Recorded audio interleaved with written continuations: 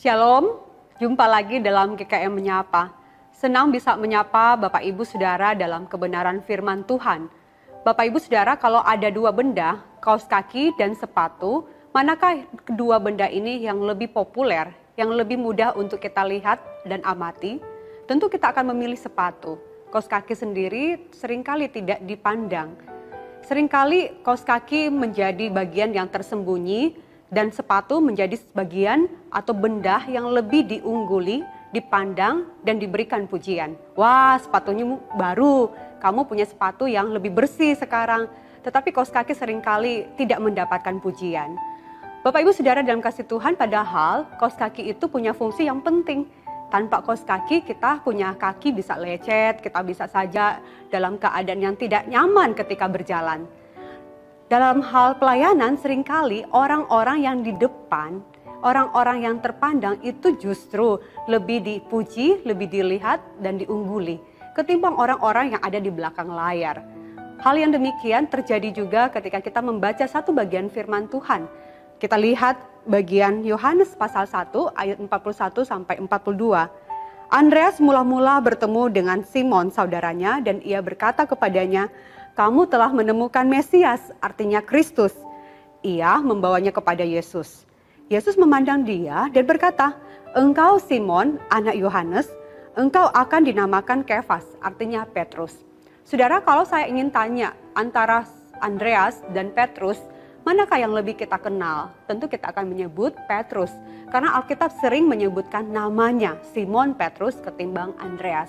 Padahal dalam cerita ini kita lihat bahwa Andreas sendiri yang membawa Simon Petrus itu saudaranya kepada Yesus. Andreas tidak terpandang, tidak terlalu terkenal, tidak populer, tetapi memiliki peran yang sangat penting di dalam kehidupan rohani daripada Simon Petrus. Tanpa Andreas, Simon Petrus tidak bisa berjumpa dengan Yesus.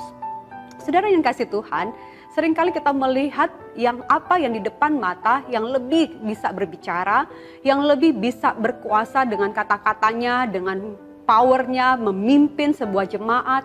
Tetapi di balik layar itu sebenarnya ada begitu banyak orang yang terlibat di dalam sebuah pelayanan, bahkan di dalam perjalanan spiritual tokoh-tokoh yang terpandang itu. Bapak Ibu Saudara yang kasih Tuhan, Andreas pada bagian yang lain di dalam Yohanes pasal 6 kita bisa melihat bagaimana kehidupannya di dalam dia juga membawa seorang anak kecil kepada Yesus pada waktu mereka bingung mencari siapa yang akan memberi makan 5.000 orang. Filipus berkata kita tidak mampu untuk memberi mereka makan, tetapi Andreas membawa seorang anak kecil yang memiliki 5 roti dan 2 ikan. Andreas itu tugasnya membawa orang datang kepada Tuhan. Begitu juga di pasal yang ke-12 dari Injil Yohanes. Andreas juga membawa orang-orang Yunani yang diperkenalkan oleh Filipus dan Andreas membawa itu kepada Yesus. Jadi Andreas di belakang layar, tetapi dia memainkan peran yang sangat penting membawa jiwa datang kepada Kristus. Saudara jangan merasa kecil hati kalau saudara banyak melakukan pelayanan itu di belakang layar. Tetapi ingatlah, peran sekecil apapun itu, saudara akan dipakai Tuhan ketika saudara melayani dengan tulus, dengan sungguh-sungguh, dengan penuh kemurnian, datang di hadapan Tuhan, membawa jiwa datang kepada Tuhan.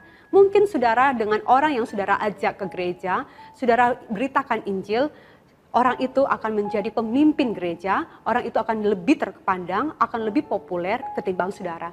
Tapi saudara sudah membawa jiwa kepada Tuhan. Maka lakukanlah bagian saudara dengan setia, walaupun tidak terpandang. Tuhan Yesus memberkati.